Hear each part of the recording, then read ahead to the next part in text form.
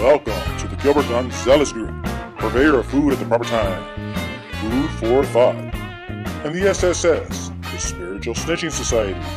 We're a new type of society. We do everything in the open.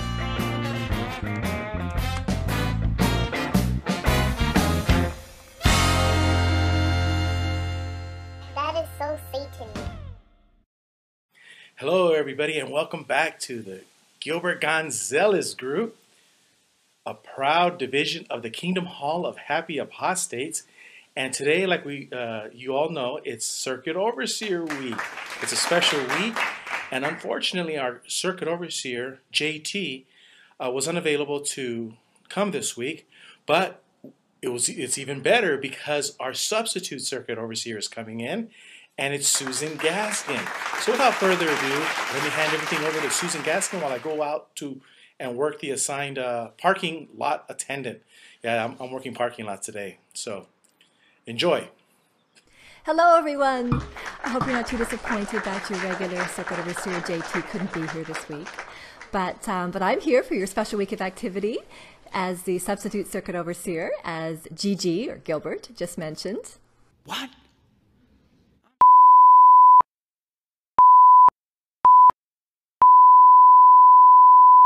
Oh my goodness! Sorry for all the expletives. It's a good thing that your congregation had installed the anti-profanity software as directed by the society, so you didn't have to hear all that vulgarity. As you could see, Tony Morse is not a big fan of having a female substitute Circuit Overseer. I guess he probably would have preferred a brother in tight pants to be here instead. But we'll learn more about that later. Anyways, I've got my Circuit Overseer glasses here to wear. How's it look? Actually, you know what? I'm only the substitute Circuit Overseer, so I don't even need to wear my glasses. But what I do have that might come in handy are my shun glasses. This is just in case I see someone that needs to be shunned. Like over there. I can see you. Anyways, we have a really great show. I'm very anxious to introduce to you our panel of distinguished guests. We have two governing body members at our disposal. We have Tony Morse, who I'm told is backstage and has promised to be nice. He's having a timeout right now. We don't want him to drop any more F-bombs on our show. We also have governing body member David Splain. Please also welcome the lovely and very talented Lady C from XGW Critical Thinker. I highly recommend the videos she and her hubby JT make on their channel. Next, we have the hilarious Neil the Great Apostate. If you're ever in need of some laughs mixed in with common sense, you need to check out his YouTube channel. I'll put the links for everyone in the description. And finally, here's the man who needs no introduction, but I'll introduce him anyways. Our voice of reason from JW Crisis, the amazing Gilbert Gonzalez. I was also fortunate that Eric, son of Thunder, happened to be in town visiting for this special week of activity from sunny South Florida. Please give it up for Eric, who will be our microphone handler today. So, if everyone is ready, let's begin with question number 1.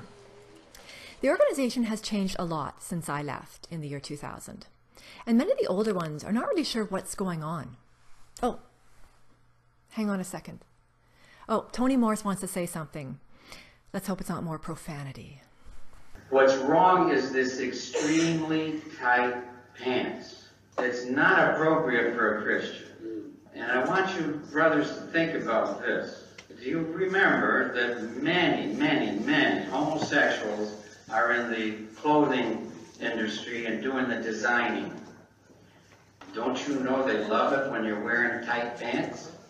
Oh yeah, you chuckle. I don't think it's funny. I think it's disgusting. Talk about a unique perspective. Yes, that was unique. Actually, you know what? That was perfect. That's exactly the kind of thing I'm talking about. One of the changes that the organization has made. Crazy rants. So what do you think will be the next change the organization will make, either with doctrines or with how they do business? Let's start with our great apostate.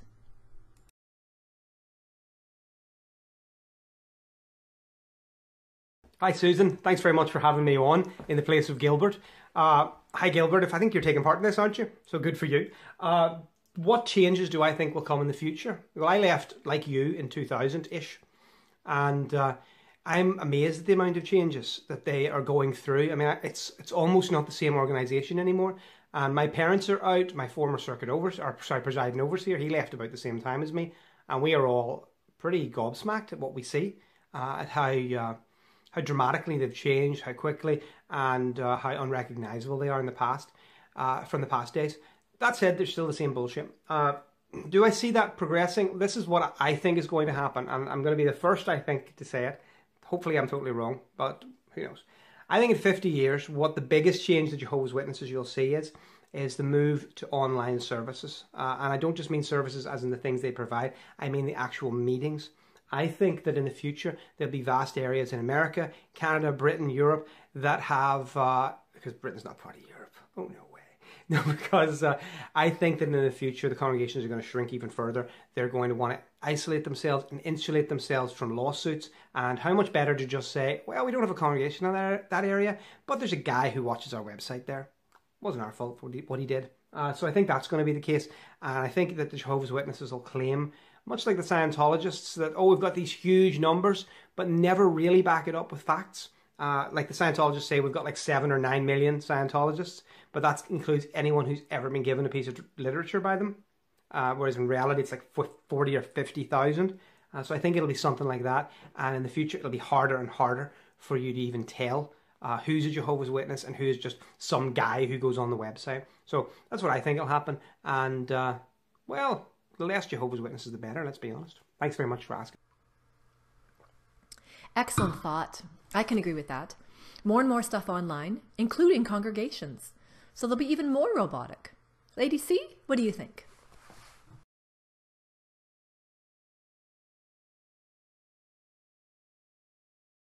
Hi, everybody. Hey, Susan. Thank you so much for having me on the GonZealous Group. I'm very happy to be here and part of the show. You know, that's a very good question, and I've been thinking about this quite a bit lately, and I feel that with the JW Broadcasting Network, there will be no more elders giving public talks because all of the information will be spoon-fed through that channel, and no renegade brothers will ever be able to give talks based on their own interpretation of what they feel they should be saying from the platform. So it sounds similar to what the great apostates said. They trust their computers more than they trust their members. Maybe in the future they'll be baptizing robots. What do you have to say, Gigi? Yeah, it has, Susan. I talked to a lot of people and they're saying the same thing. That is why for the last 5-7 years, when I was in the Jehovah's Witness congregation, I wouldn't go out in service. I would dedicate all my time in the prison work. You know, I put in more hours in prison work in 1 month than regular pioneers and special pioneers did in all their service. And I would always report 5 hours because the last thing I wanted is for them to give me privileges. I found peace in just being with prisoners and working with them. Now, as for doctrine, past performances are indicative of future results. Remember that. The past is indicative of the future. And so what has history taught us? The Jehovah's Witnesses have always fought Jesus Christ since Judge Rutherford's inceptions. So every change and every doctrine will be a departure from Jesus. You see, because Jesus is freedom. So lip service will be given to Jesus. Because if you teach Jesus Christ, then people will yearn to be free. And you cannot have that at the Kingdom Hall. You can't have a yearning for freedom. And perhaps they might start eliminating the memorial. They might start eliminating the emblems. Who knows? Also, all the literature has already been watered down. I haven't read a Watchtower and Awake magazine in over a decade because it is written in such a condescending tone and it has no meat to the bones. So all of the writers, the old writers, they're dead or they have been laid off and sent home. And so you can't expect any new light to be light, to have any substance. It truly will be light in substance, kind of like Bud Light. But as for business, the change is already in place. I mean, all the Kingdom Halls belong to the to Watchtower, to corporate offices, and on top of that, now every maintenance committee has to give a monthly stipend to corporate offices, and that is one of my platforms in my governing body run for office in October 2016. is how Jehovah's Witnesses have burned every bridge in Christianity. You see, I would quadruple the size and the work in the printing presses.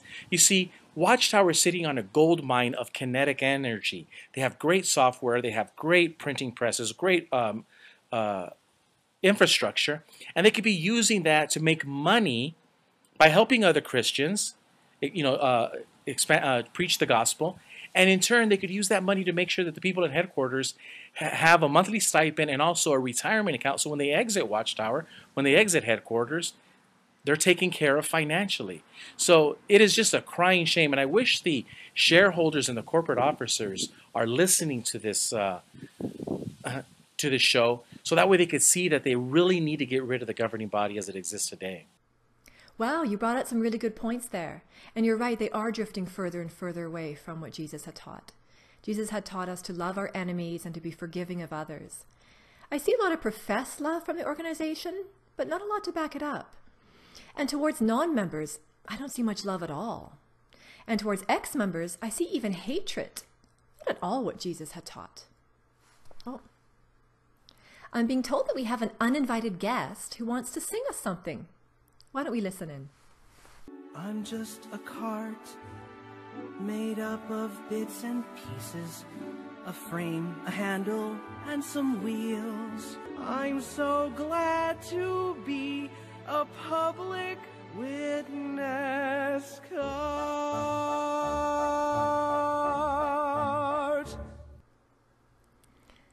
Well, thank you, Public Witnessing Cart, for your Disney-like song.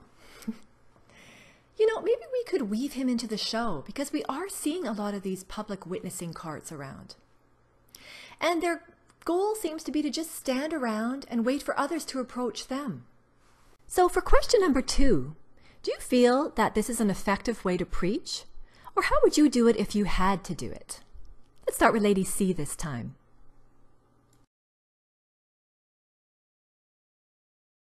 To me, when I see people with the cart witnessing, I just think that they're just street vendors. And I never see people talking to them. So it's not an effective way to witness. But if I were a Jehovah's Witness today, I would prefer not to say anything either.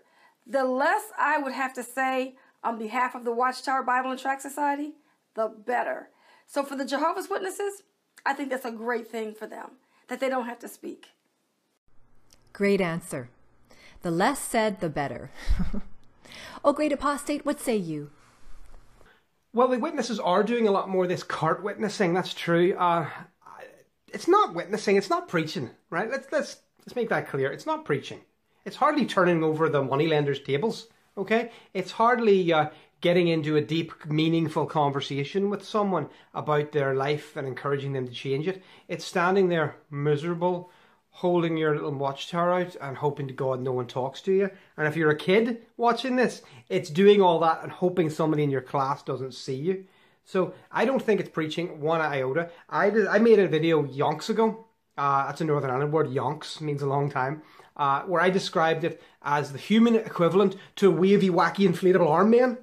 I made a good wavy man there, didn't I? So it's very close to that. It's really the least human quality that you need to make some kind of preaching effort. In fact, if I was a really cynical, conspiracy-minded person, I would say that it's the Jehovah's Witnesses dumbing down so that they can replace people easier as cogs in the bottom levels of the organisation.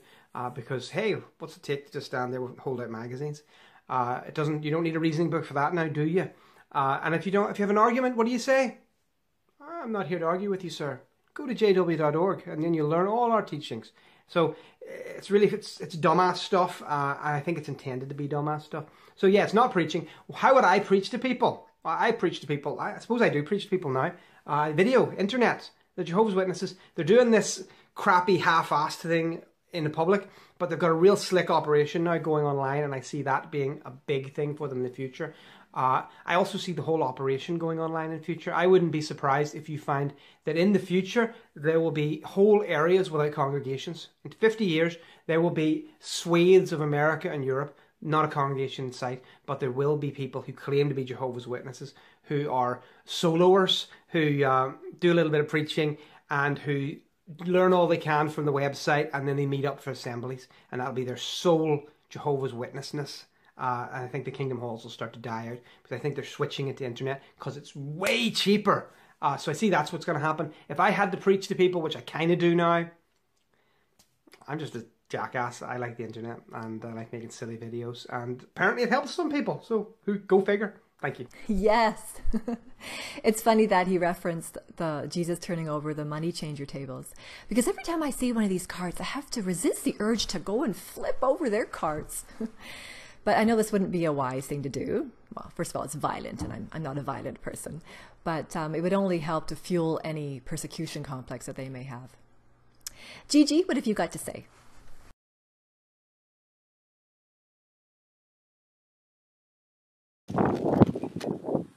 This is very effective in two fronts.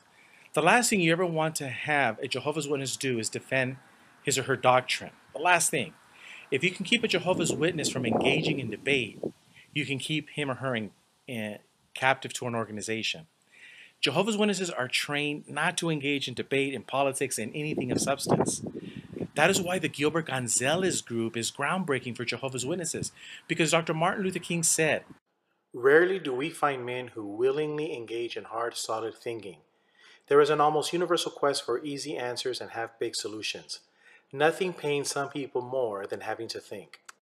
You see, nobody here is trying to be an authority on any subject. We are engaging in thought and opinion. Some people call it critical thinking. The second front, and that's why it's so effective, is that you are attracting like-minded individuals with cart witnessing, people who do not want to think and want everything handed to them in a silver platter. Unfortunately, the main target is single mothers with children who want to provide a safe surrounding for their children. No drugs, no gangs, Christian living. Little do they realize that Watchtower's policies is a breeding ground for pedophiles. Even though Watchtower may hate pedophiles in their lips, their policies speak louder than their words. That is why I would eliminate all door-to-door and street canvassing preaching work. So that is why I'm running for governing body. If you elect me as governing body member, I would make the Kingdom Halls a place where people can learn to have Christian, notice, debates, and learn in the process. And I just want to say one last thing. There's two examples of this, of the change that can be done. Think of Alcoholics Anonymous and think of Starbucks. What do they have in common? Well, they're both very successful at what they do, and they both do not advertise. You see, Jehovah's Witnesses need to go back into the Kingdom Hall and learn how to shine their light, the light of truth. If you teach people how to shine their light and you become good at it, you don't need to go door to door. You don't need to stand on a corner. Your light will shine and people will come to you. And that is the problem that the governing body has. And that is why there's only 8 million Jehovah's Witnesses in over 100 years of going door-to-door preaching. Thank you. Yes, and you're right. When you discourage any kind of debate, then you attract the same kind of people who don't think and who just wish to be spoon-fed. Let's move on now to question number 3. The organization has a history of false dates for Armageddon, like 1914, 1925, and 1975. Do you think they would ever do this again? Why or why not? And if so, what will be their next date for Armageddon? Let's start with you, Gigi.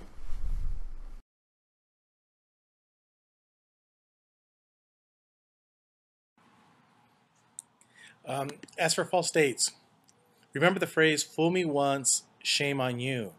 Fool me twice, shame on me." The Catholics and the Protestants have learned not to be so stupid and engage in this type of doctrine. In the Time magazine article I read about Raymond France, the writer brought out that point.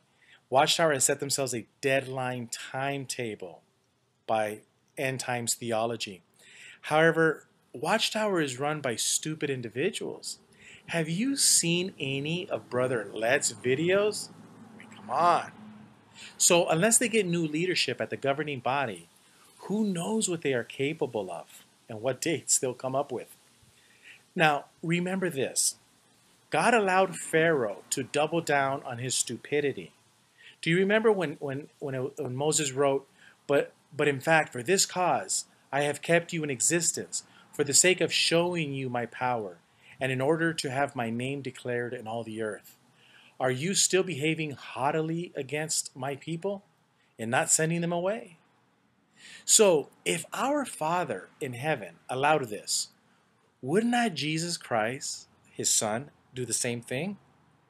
By allowing stupid doctrines like the overlapping generation, the few that fed the many, the types and the antitypes, maybe, just perhaps maybe, Jesus is giving all of us, ex-Jehovah's Witnesses, a sign of how the governing body is double downing on stupidity, just like Pharaoh. Well, the organization does. Oh, sorry. I just want to say that I loved your quote, that the organization is doubling down on stupidity. Yes. I personally prefer doubling down with cream. For my coffee, that is. Anyway, sorry, carry on, Great Apostate. Hi there. Well, the organization does have a history of making false dates. We all know it because we all fell for it. I remember the constant "when's it going to be" conversations at every Kingdom Hall gathering. Ooh, maybe this terrible thing that's happened in the world will get us excited enough and Jehovah's going to intervene. Do I think they're going to do it again? Well, hope springs eternal, because that will really wreck them again.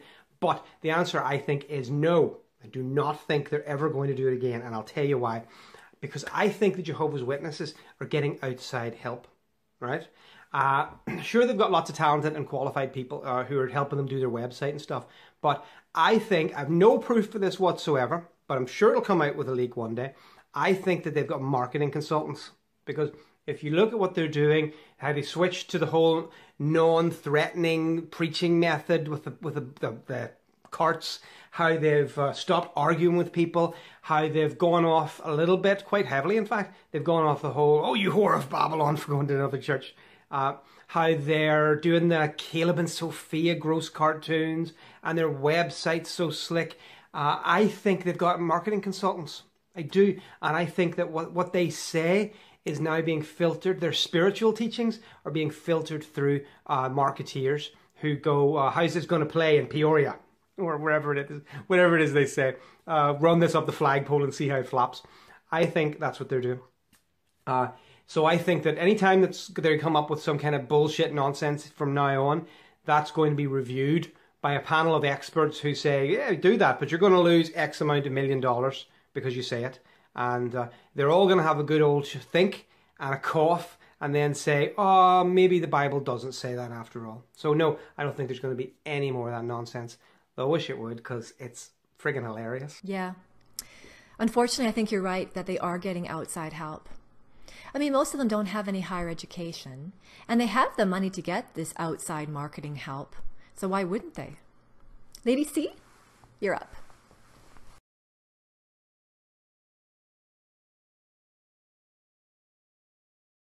I think they're past that now. I think they realize that this is something that they have to rein in. No more dates, but they will use current events, bad things that happen, the different changes in their teachings. They'll use that as a way to say that the end is so near, because Jehovah is changing things. And you know, witnesses, they love change. And so instead of giving a date, I believe that they're going to just use current events, you know, bad things that happen, when they make major changes to teachings. That will be their way of saying the end is around the corner, because when you see these changes taking place, certainly there must be something getting ready to take place soon. Great answer, Lady C. I totally agree. I think they have learned their lesson from the 1975 debacle, but they're going to continue to use scare tactics to keep their membership. What was a recent thing they did with a memorial? They called it could be the last memorial, just to scare people. Anyways, we've reached the rapid fire segment part of the show.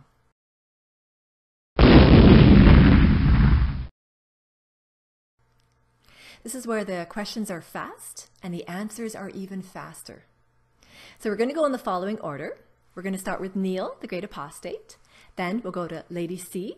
And then we're going to go to Gigi.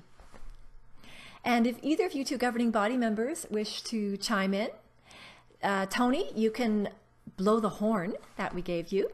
And David, you can honk the horn that you have in front of you. Okay, so the first one is tight pants or baggy pants. Go.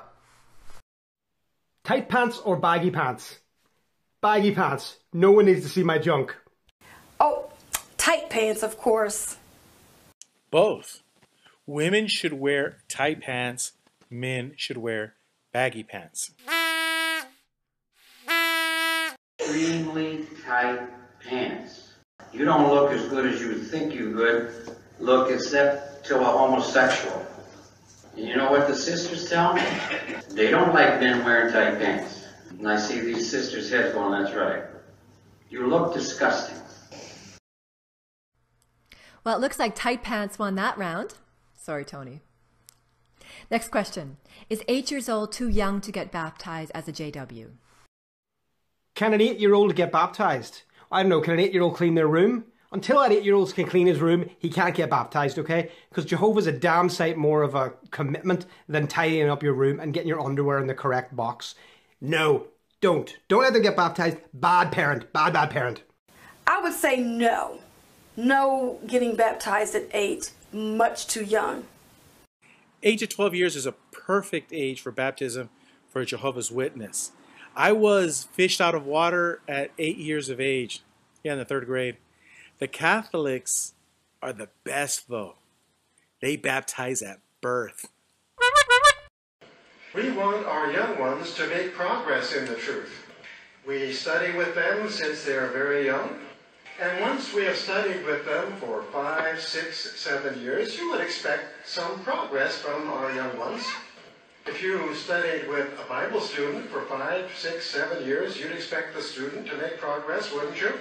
In some countries, we find that young ones, 10, 11, 12 years old, are not even unbaptized publishers yet. Well, we had a draw on that one. So I'm going to say that 8 years old is way too young to get baptized as a JW. I like what the great apostate said. They should be cleaning their rooms instead. So the next question is, do you think that the memorial partakers went up or down this past year? Up or down? I think it's going to go up, sheerly by the sheer number of apostates who keep posting videos of themselves taking the emblems. And eventually it's going to become a single once-a-year apostate party at the Kingdom Hall, like a family reunion for us all. I'm doing it next year. Meet me there. Memorial partakers constantly going up. Definitely. The truth is that more Jehovah's Witnesses are partaking than ever before, but the tally count at headquarters will start to show a decline. The number Watchtower gives us is a lie, just like the delegate counts that you're seeing in this year's presidential elections. If I become a governing body member, I will encourage all Jehovah's Witnesses to partake, like Jesus said, and there will be no need to count. Agreed. It will continue to go up. The organization will either stop reporting it or they will massage the numbers a little bit. So the next question is, disfellowshipped, disassociated, or an active JW who is a mole within the congregation? Which one would you prefer to be? Disfellowshipped, disassociated, or some kind of secret mole on the inside. Oh God, I'd rather French kiss an angry hobo than go back to the meetings. So we can say that's right out of the window. Disfellowshipped, I don't care. I was too shy to do anything bad or at least get caught for it when I was a Jehovah's Witness. So I'm going to stick with being disassociated. It works for me, and I hope whatever you're doing works for you. Thanks. I would prefer to be an active Jehovah's Witness acting as a mole. I would have so much fun. Okay, this one's really easy. If I could go back in time, I would reinvent ass kissing. Oh my God, I would reinvent ass kissing. And I would have the elders thinking that I would come close to making a shower video like the Unwitness, but I would be fishing so many Jehovah's Witnesses out of water. They wouldn't even know what I would be doing behind the scenes. And I would get also the elders drunk and record it. Yeah, I wish I could go back in time and do these things. Those are some interesting comments you all gave. I never really thought about it, but if I could have gone back in time, I think I would have chosen to be a mole within the congregation, a secret agent working from the inside. Sounds so exciting, doesn't it? But now, I'm just happy to be out. So our last question is, who will be the next governing body member involved in a scandal? It's gotta be Tony Tight Pants Morris. That man is fascinated with males and homosexuality. And have you ever seen a more effeminate looking pensioner in your life? Methinks the lady does protest too much. I think that Anthony Morris will be involved in a scandal because there's some skeletons lurking in his closet. He wouldn't be talking about tight pants in those talks all the time if there wasn't something getting ready to happen. He secretly loves those tight pants. So that scandal coming to a JW broadcast near you. What? Hello, Susan. That would be me. GG for GB. I will be involved in the next governing body scandal. Gigi, if you could claw your way in as a governing body member, I have absolutely no doubt that you'd be able to pull off the best scandal. But in the interim, I'm going to have to vote with Tony Morris. His alleged disdain for men in tight pants came up surprisingly a lot today. So methinks he needs to come out of his tight pants closet tout sweet.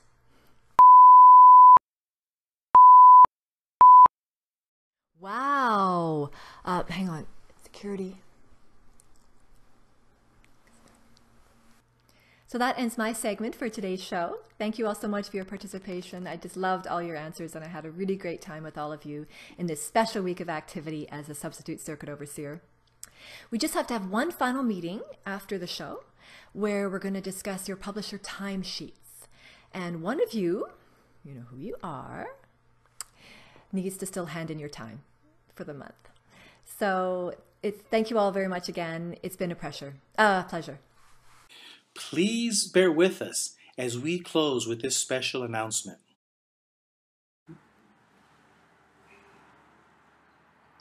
Samuel Hurd is no longer a member of the body of Christ. His crimes against the flock have reached the heavens. May God have mercy on his soul. May those with ears listen. See you next week on the GonZealous Group. And don't forget to vote. GonZealous Group, purveyors of food at the proper time. Food for thought. If you feel you qualify to be on the show, or qualified to pass out microphones, send us your resume. Gilbert at jwcrisis.org.